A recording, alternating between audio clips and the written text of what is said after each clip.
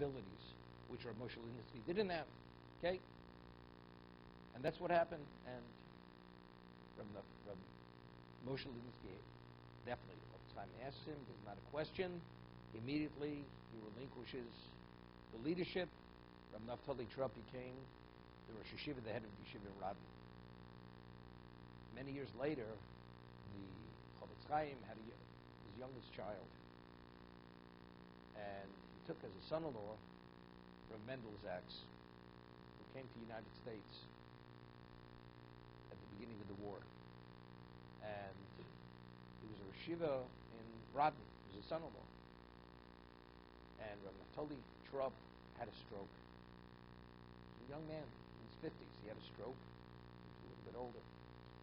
Although he still was able to say Yashir, but he was not the same person. And the Chofetz Chaim goes to him and says, you remember when I asked for Moshe Linsky to step down from the leadership? Because it was in the best interest of the yeshiva that a younger person, more vibrant, more capable, for the sake of the Talmidim, the students, he should be the Rosh Yeshiva. And he immediately, he acquiesced and relinquished his leadership, and he gave it over to you. Now it's time, for the sake of the yeshiva, that you should give it over to my son-in-law, Rav Mendel Zaks. And again, but it's not simple. The person, but when you realize you're not capable any longer, that you're limited, whether it's age or because of another reason why you're handicapped, but if you're vibrant, you have it, whatever. So therefore it was Nes, it was a Masa Nes. Hashem, how to stop the flow, the wellspring of wisdom to Moshe, because not to be concerned that his status, his position is being taken in his lifetime. However, the Sephorn has another approach. It says something else. It says something else. What is Moshe? Moshe is going, and he's going to console the Jewish people. He's going to pass away. So he says something very interesting. We just entered into a covenant with Hashem. You know what it means to enter into a covenant with Hashem. And why did Hashem bring us into the covenant? Remember, Rashi had said, cited the Midrash, because Hashem had promised the patriarchs he will never abandon the Jewish people. We will always be his people. So what happens if we fail? We're bound by him. We read endless numbers of, relatively speaking, curses, that if you should fail, chas v'sholom, the worst will happen. But why? And the Jews, they were overcome. They said, how could we survive this? So Moshe appeased them. He says, because God bound himself to you to such a degree, he has to maintain you, that you have to maintain yourselves as the Am Hashem. Therefore, this will strengthen you, but you will not be destroyed through it. That's the reason. So why did Hashem enter into the covenant, the new covenant with us? To guarantee that we should succeed and thrive as an Am Hashem, as God's people, as a spiritual people. How should we take that? Should we be ecstatic? We should be ecstatic. But if simultaneously we have news that the Rebbe of Klal Yisrael, Moshe Rabbeinu, is about to depart, that every aspect of our being as a Jewish people, as the Am Hashem was mentored and developed, and only under his leadership, he's passing on. It's a sad moment. Sad where you're consumed to a point you'll start grieving even before the event takes place. If that's the case, it's almost a disrespect, not only a disrespect, it reflects badly on the covenant. Here we should be ecstatic. We just entered into a bris, and simultaneously we're hearing a piece of information which would have a capacity to even process. Moshe Rabbeinu is passing away. So the Seforno says,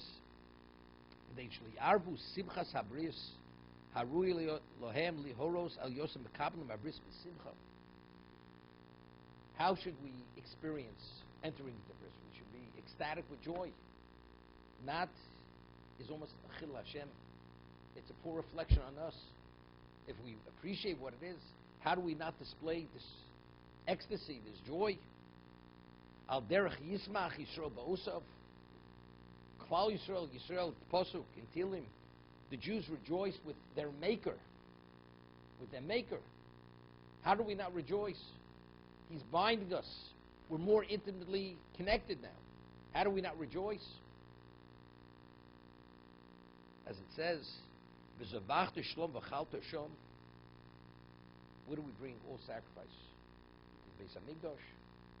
It says you should slaughter the peace offerings and you should eat it there in Yerushalayim. V'samachta lefnei Hashem Elokecha. What's the rejoicing? You know what it means to enter into God's presence? It's the ultimate privilege. But you have to recognize it as a privilege. If you recognize it and you have the capacity to understand what it is, it's v'samachta lefnei Hashem Elokecha. But if God forbid you stand there and you don't understand it, and you're not ecstatic, it's a disrespect. It's a total disrespect. Could you imagine? A person who gives you a diamond-studded crown, and you don't say thank you, and you're totally numb.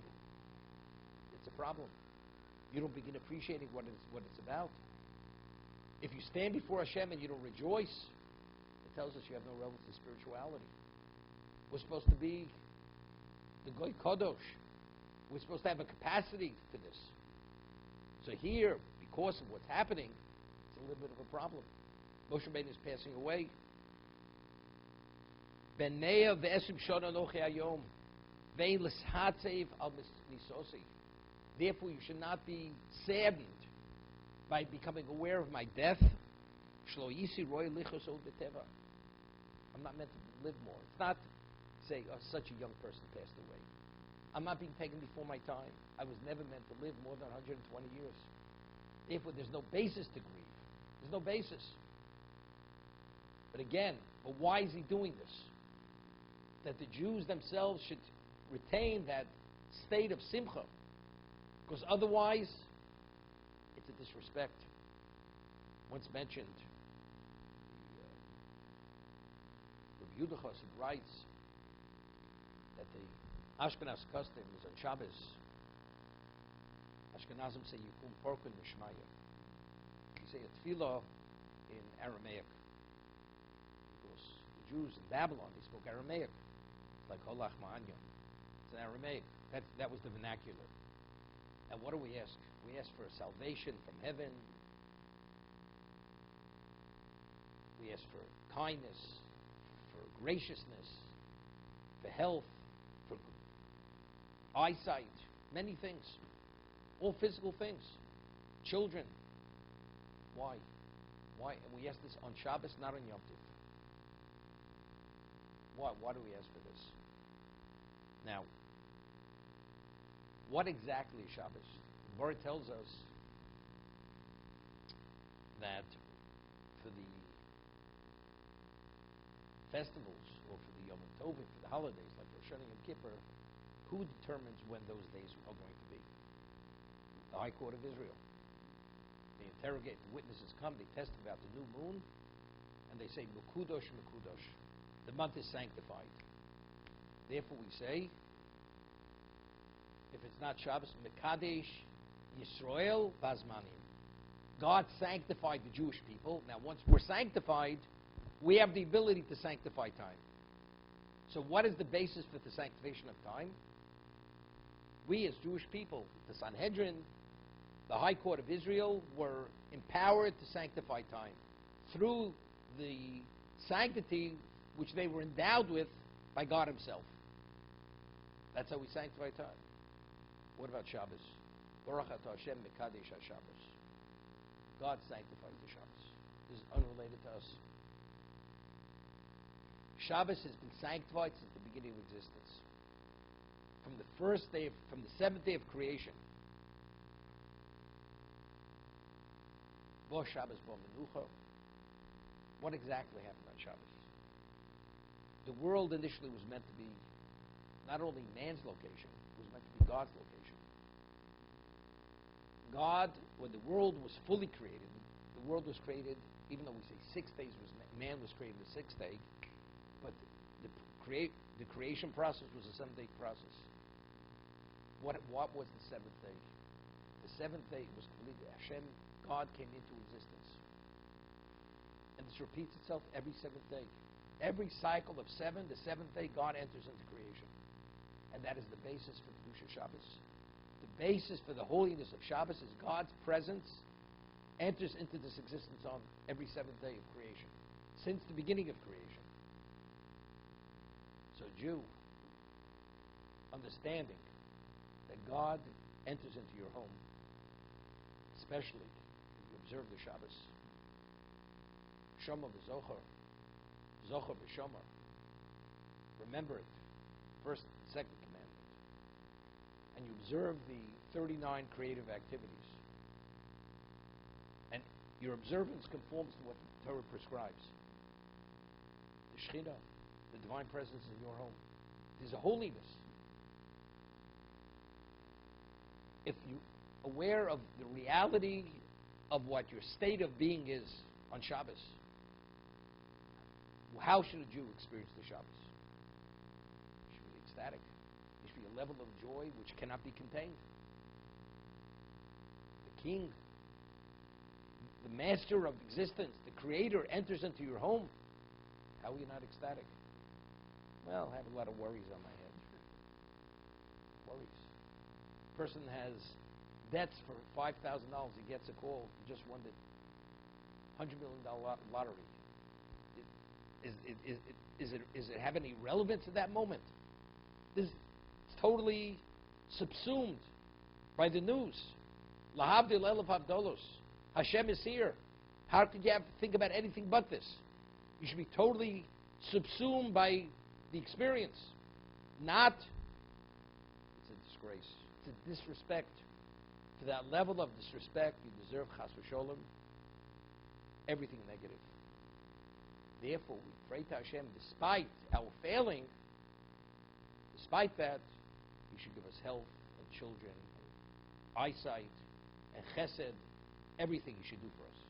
Despite that, although we're not there, Hashem just enters into a covenant. How do you get down? How do you go into a melancholy state? How do you become depressed? How is it possible? Therefore, Moshe Rabbeinu understands it's a chil Hashem. It's a chil Hashem. Therefore, Moshe is going to console them. I'm here. I'm not dying before I should die. You have somebody. Hashem chose someone to be my successor. He will lead you. You will succeed, even if not him, because even when it was me, as we'll see, it wasn't me. It was really Hashem. I was only the conduit. I was the intermediary. But it was Hashem, it was God, it was not me. And if Yeshua is meant to be the intermediary, he will succeed no less than I succeeded. Therefore, there's no reason to be depressed. Therefore, you should maintain your joyous state.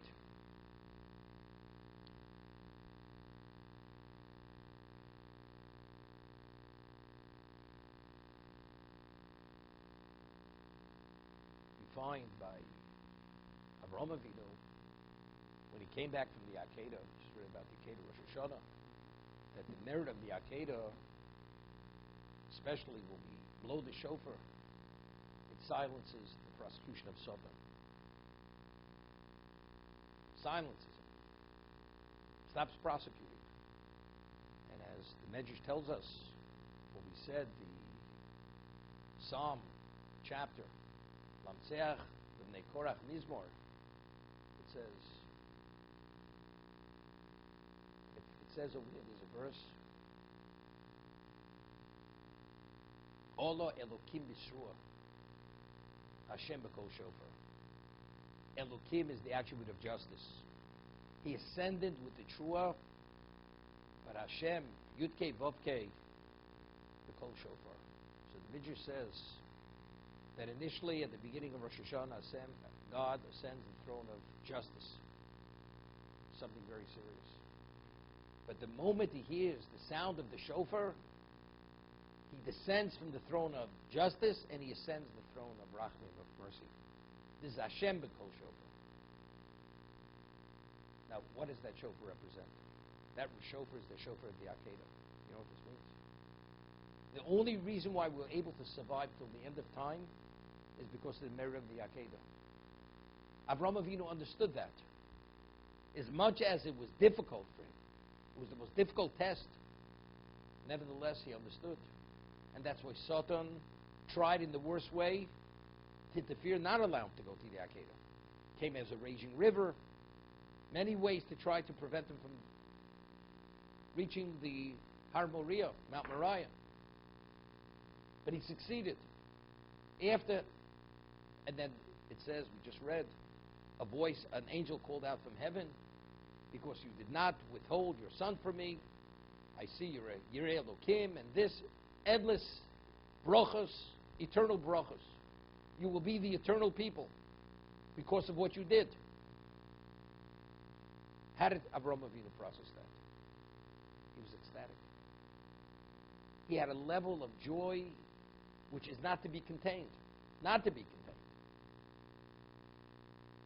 He only went into the kibshon, into the kiln, because he would have to bow to an idol. I prefer to die for truth than live for falsehood. The third day of circumcision, he was pained that he didn't have anybody to host. Why? Because what was the whole hospitality? It was only purely to espouse monotheism. He was pained that Kovod Shamayim was not sufficient. It was a desecration of God's name. How could it be paganism in God's world? So now we reach a point where it's guaranteed, confirmed, sealed by God. There's going to be an Am Hashem. There's going to be a God's people. And what does God's people represent? God's glory. Finally now it's guaranteed that the intent of creation, L'chvodi Barosiv, is guaranteed. Avraham Avinu, there's no words to describe his level of joy and happiness and ecstasy. Comes home, he finds Sari Imeinu who passed away. Of course, the Sultan had come and told her that what? About what Avraham was about to do. This is what happened. So what happens? Eulogized her. He purchased the location, Morris Machpelah, but over there it says Lifkoso. He cried for her. He eulogized her, Lifkosa. The kaf on Lifkosa is a small kaf. So I mentioned once the name of the Ksaf Sofer. Why is the chaf small? The chaf was small because since he had just returned from the Akedah and he had such a level of joy and ecstasy, as much as it meant that Sarah passed away, as much as he was pained, he could not cry sufficiently. Could not. A human being a being of emotion, his level of joy could not be contained. Even if you tell him, Chas v'sholom, the worst, Sarah's partner in life, Avram Begaris Anoshim, Sarah Begaris Anoshim, cannot. He cried not sufficiently. He's not faulted, Chas v'sholom, for this, Avram Avinu. But here's the other way. So factually, you just entered into a bris. If that's your level of simcha, of joy, and the joy, which because truly you live for the spirituality of your existence, you shouldn't be in a melancholy state. It's a poor reflection on, it's like the Yukum Purkan. God being here, even though it's not comparable, we're not talking about your material worries, but compared, you just entered into a new level of relationship with God, guarantees your relationship with God. Therefore, Moshe Rabbeinu, understanding that, he wanted to prevent this from happening. This is the Sifarno. Therefore, he went to console them, to appease them, to explain to them that they're not at a loss, that their future is guaranteed and secure, as we'll see.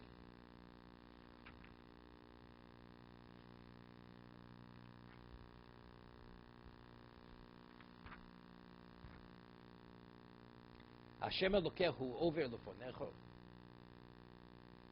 Hashem Elokecha, He will pass before you. Meaning, all along, it wasn't me, it was Him. Hu over lefonecha. Hu yashmid es hagoyim eiler lefonecha. Yirishtam. He will destroy the nations before you. He will uproot them. Yoshua over lefonecha shediber. And in terms of leadership, being the intermediary, Yoshua will be the one who passed before you, as Hashem had said. He chose him, he will be the intermediary.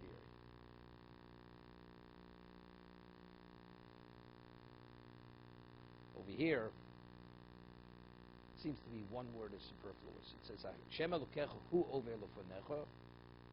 It should say, hu yashmid. It should say, v'yashmid hagoyim eiler. What's the second hu? Hashem Elokecha hu over lefonecha.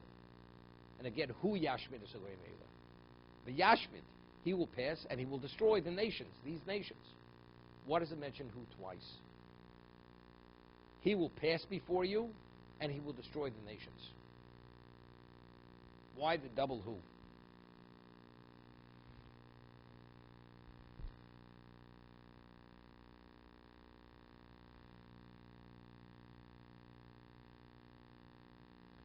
So he explains Moshe Rabbeinu accomplished two things. In the spiritual sense and the physical sense. When the Jews were involved with the Chet Egel, who supplicated on their behalf? Moshe. When there was a question of the Meraglim, it was Moshe. They were going to be destroyed. When it came to the Trans-Jordan side, when these two giants had to be destroyed, it was Moshe. So the first, we're speaking about the spiritual, to mend the spiritual relationship with HaKadosh Baruch Hu, to reinstate us, or to protect us. And the second is what? The second is the physical battle. Who destroyed these giants? Moshe. We're going into what? There's going to be a future. Nothing's perfect. Who's going to protect us in the spiritual sense, and who's going to fight our battles, the physical battles? Hashem Elokehu over lefonecha. He has a relationship with you. You don't have to be concerned. Who over, he will take you across. Hu yashmid. And he will destroy those nations. Meaning, I was only the intermediary. Because even at the Chet Egel, why did Hashem forgive? Hashem actually initiated it. Hashem says to Moshe, allow me to destroy them. Allow me. That means God says to Moshe, the Midas Arachman is waiting just to be taken. So it's really, everything is from Hashem's. Hashem is offering it. It says, Hashem hu over lefonecha. He'll always set a setting that you'll always be in a position to be able to be protected in the spiritual sense. In the physical sense, I was only the intermediary to destroy Sichon and Og. The 31 nations, or the 7 nations of Canaan, Yeshua hu over lefonecha. He will destroy them. Kashedibel Hashem. Most people make a mistake, they say, Moshe Rabbeinu lived 120 years, and he passed away on the day that he was born. Okay? But you see from the Midrash, the Ovos HaKadoshim, they were born whenever they were born. What day did they pass away? You see from the Midrash, every one of the Ovos HaKadoshim, the day they were born, they passed away on that same day too. Because the Midrash says, Mata Madum Hayom, he says, today I'm 120 years old, so today's the day I was born, today's the day I will die. Hayom Milu Yom Ayushnosai. Today my days and my years have become complete. L'lamdoch, to teach us, Sha'akadosh Baruch Hu Mimali Shnoseim Shel Tzadikim Miyom Liyom Michodesh L'Chodesh. That God completes the days of Tzadikim, not only the years, but even to the day. Shenemar, as it says in the verse, Es mispar yomecha amalei. I will complete the days, your days, the number of days. So over here, the Midrash says, Man yomar, betishrei nodul ovos, betishrei mesos. According to this, there's an opinion that says that the Ovos HaKadoshim, the holy patriarchs, they were born in Tishrei. So if they were born in Tishrei, according to when did they pass away? They passed away in Tishrei. Mandi Omer bin Nisan Noldu, according to the opinion that they were born in Nisan, when did they pass away? Bin Nisan Noldu, because this is Mispa Yomecha Mali. So it's not only Moshe. I mean, most people are only aware it was Moshe Rabbeinu. He passed away on the day that he was born. But if it's Mispa Yomecha Mali, so if that's the case, the Obas HaKadoshim are no less than Moshe Rabbeinu. So therefore, whenever they were born, they passed away on that same month and same day.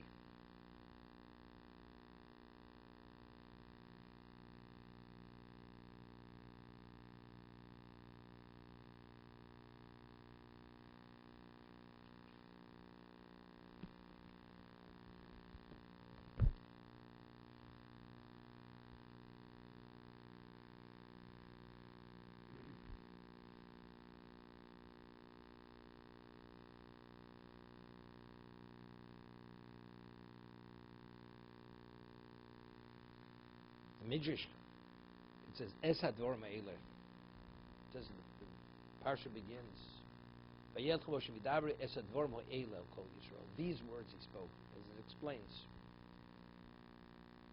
As he says, I no longer have permission to come and go. That the well springs of Torah have been shut down. So it's referring to Torah. That's Dvar Me'ele. So the Midrash says, besides a posuk, a verse in Mishlei, Hashem b'chochma yoser ha'oretz. God established the world with chochma. What's chochma? They chochma le Torah. When it speaks with chochma, it means it's referring to the Torah. Through the spirituality of the Torah, that brought about creation. Now, what does the word Torah mean? I once mentioned in the Maral, Torah means it guides you. It's a guide of life. It guides you how to live. Even though it's Chochmas Hashem, it's God's wisdom, but it's what? It's Torah. So the Midrash says something interesting. It supports this. The Midrash says, Ein Chochma el Torah, v'lo nikris Torah achdeitim b'Sinai. Even though the Torah pre-existed existence, nevertheless, but when did it take on the appellation of Torah? When it was given at Sinai. Val minyan ha-mitzvahs nikras Torah. Why is it called Torah? Because the numerical value of Torah, it alludes to the number of mitzvahs that there are in the Torah. Ki ha-mitzvos shel Torah hin sheish meos u'shlosh esrei. There's 613 mitzvahs in the Torah. 248 positive commandments, 360 negative. The Torah ola b'gematria sheish meos v'achas esrei. Torah itself, numerically, is 611. So how do we make up the additional two? The two that are missing, that's Anochi Hashem Elokecha. We heard the first two commandments at Sinai. So Torah Tzivolanu Moshe.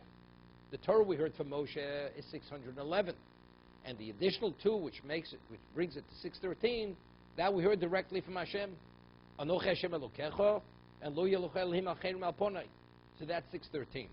So when did it take on the status of Torah? At Sinai.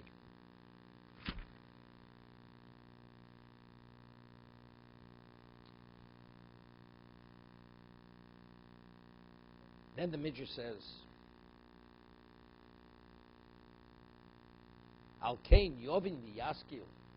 Therefore, a person should understand and comprehend. Kol Odom Bedato V'Sichlo. It should be fully understood and grasped by a person. Lagos b'Torah yom v'loilo. To study Torah continuously. Shenemar, as it says, cites the verse in Yeshua. V'gisbo yom v'loilo. You should meditate in Torah day and night. U'b'masim tovim. The study of Torah and doing good deeds. Why? Ki kol ha'olam kula nidin b'chol yom. This is very important. Why must you engage continuously in Torah and do mitzvahs? Masnov is not only chesed, mitzvahs, because the world is judged every day. By a day, Odom Echod, Yisko Olam or Yischayev. And through the actions of one individual, the world could be classified as meritorious or to the contrary, to be liable. V'mischayev al yodo. If due to man's actions, one individual's actions, the world is found guilty, and therefore goes into the oblivion, he's fully guilty and culpable for bringing about the destruction of existence. Olav HaKosav Omer, V'chote echod yabi tov harbe. It's a verse in Koheles. Pasuk Koheles. One sin could destroy enormous goodness. Kamosha Amru Chachamim. There's a Gemara in Kedushin. Olam chetzu chai v'chetzu zakai. Let's say the world is in the balance. This is the way we're supposed to see ourselves during our Sefer Tshuva, 10 days of penitence. The tzaddikim on Rosh Hashanah were nechtav and nechtam l'chaim. Immediately for life. They were sealed and signed for life. Rishoim was signed and sealed for death. The Beinanim, the borderline people, which we all see ourselves on the borderline, in the balance, we were held over until Yom Kippur. The world also, if it's in the balance, Chas v'sholom. So it's tottering. So if you do one good deed, you've swayed it to the right. You've saved the world. The world will be classified as tzaddik. If Chas v'sholom, you do one sin, as minute as the sin may be, it's going to be swayed to the left, to the negative. The world will go into oblivion. Im yovu echad v'yavar aveiro shechriya aveiros al schuyos. If a person comes, does one sin, and he swayed the balance of the merit to the negative, v'nimtza olam ischayev el yodo, and therefore the world is seen as culpable due to this one man's action. V'mshkula avos kenegar schuyos. What happens if it's in the balance? Sin versus merit. Or echad vos mitzvah achas. Person does one mitzvah. The merit will sway the sin. Ashrov shebezakah. So fortunate this individual that he brought merit to the whole world. So he says, therefore, a person should study and do mitzvahs. The obvious question is, should they do mitzvahs? We say, no, you should study day and night. Well, Gisvo Yom V'Loida cites the verse in Yeshua, and do Masim Tovim. It just says, do Masim Tovim. If what makes the difference is the mitzvah, one mitzvah, or one sin, do a mitzvah.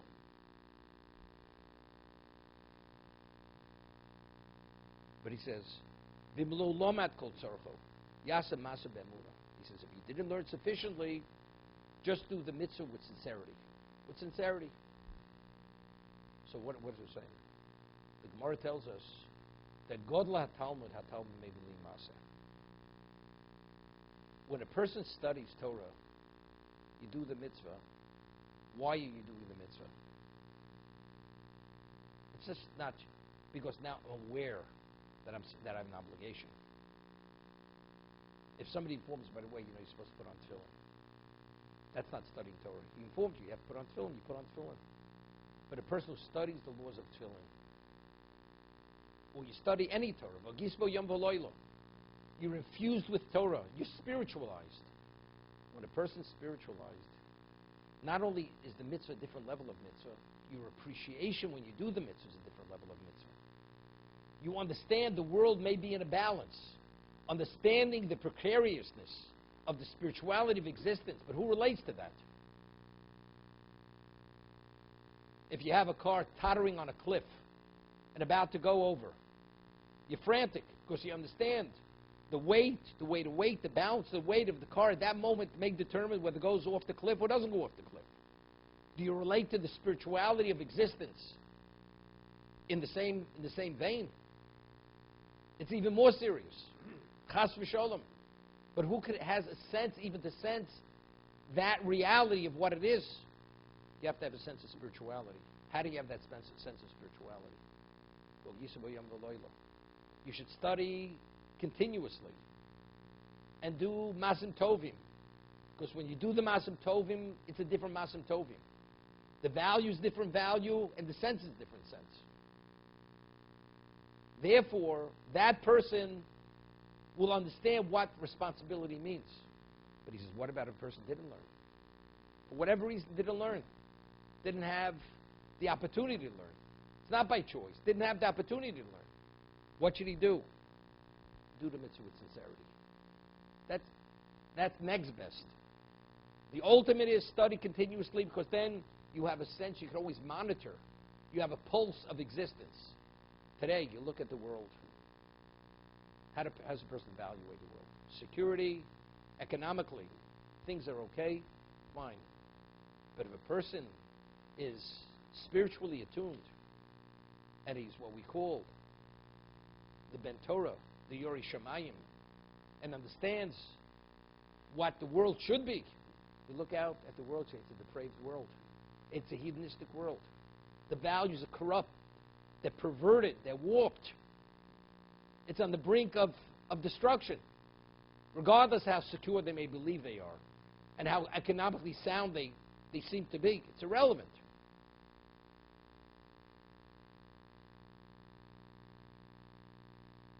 But only the person who's has that sense.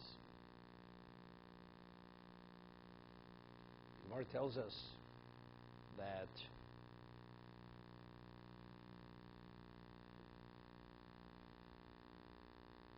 if you see a Talmud Chochem becoming angry, you should give him the benefit of the doubt. Why? Because what is the cause of his anger? Because the Pasuk says, "Kod Dvarei Kodesh Hashem." The words of Torah are like fire. They're like fire. You say like he has fire in the belly. So therefore, that's the reason why he gets angry. But you should give him the benefit of the doubt. So Rashi explains. Let's say you see a person who's truly tochel kabaro. He's permeated. He's genuine. He's genuine in his commitment to Torah. It's what he looks like. That is what he is, and he conforms to everything that he studies and he believes in. And he sees somebody transgressing. So Rashi says, because he has a rachvas halev, he has a broadness of heart, he actually sees something that the average person doesn't see. He sees the man committing spiritual suicide. Could you imagine? You see a person about to eat something which is tainted, which is lethal, and he will die. And you're a responsible human being. Are you going to let a man take his life? You couldn't contain yourself. Of course, you see what man's doing to himself. The person who is the Tzurmi Rabbanon, the person who is this young Torah sage, he sees this because of the effect of Torah. That Torah is fire. He has a degree of sensitivity and a capacity, a depth of understanding to appreciate what's happening. The average person doesn't have that appreciation.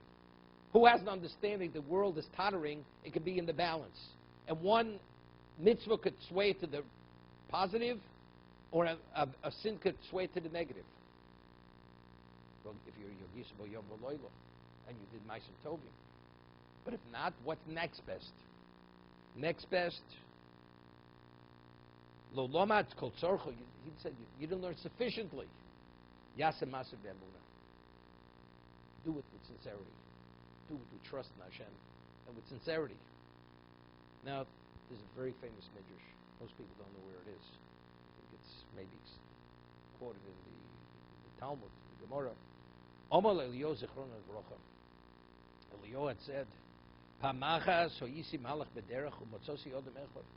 Eliyahu says he was traveling, came upon a person, voyimalagli mislotzitz bi. And the person started to ridicule me. Eliyahu looked like a holy man. So this man started ridiculing, started to mock him. Omarti lo mato meishiv diyom adin ach shelo marta Torah. He says, you may be ridiculing me and mocking me now, but after 120 years, on the day of judgment, when there's going to be a day of reckoning, what are you going to have to say for your life? What are you going to tell God? Evidently, it's a man who believes in God. Omar, Yeshulosh, he says, I have what to say. I have the answer prepared for God. Binu v'das leiv shlos li min hashamayim. I never had the capacity to study. Never had the capacity to study. God never endowed me with the ability to appreciate, to understand His laws. That's my answer. Omarti lo. So Eliyahu says, I said to this man, Mamlech, what's your vocation? What do you do? Omar lo tzayid ofis v'dogman. He says, I trap birds in season, and I'm a fisherman. That's what I do. Amarti lo minosluch adas v'leiv lit kach pishton v'litvos l'orgo. He says, who gave you the understanding and the ability to purchase flax and spin it into thread and make nets and traps? Lo kachas ben dogim, and to be able to trap fish and birds and to sell them. Where did you get all this acumen, this initiative? Where did you get this all from? Amarli, bina v'dash nosli mishon. I'm endowed. I'm endowed from heaven to be able to do it, to have the initiative, to have the ingenuity, to everything to succeed in my vocation. Amarti lo, I said to him, likach hasapish lerog litvos lekachs dog v'ovos nosli bina v'dash. For that, God gave you discretion, understanding, acumen, everything. But to study and understand and process what He wants you to study, that God didn't give you. For everything nonsensical, that God didn't endow you with the ability. You don't realize I crunch numbers like nobody crunches numbers. I'm able to read that spreadsheet like nobody can read the spreadsheet. But you know something? When you open a page of the Talmud, I don't know what's going on. You understand? You just received the Nobel Prize in economics, but you don't know what's going on the page in the Talmud. I mean, God endowed you with that level of genius, but for the Talmud, not.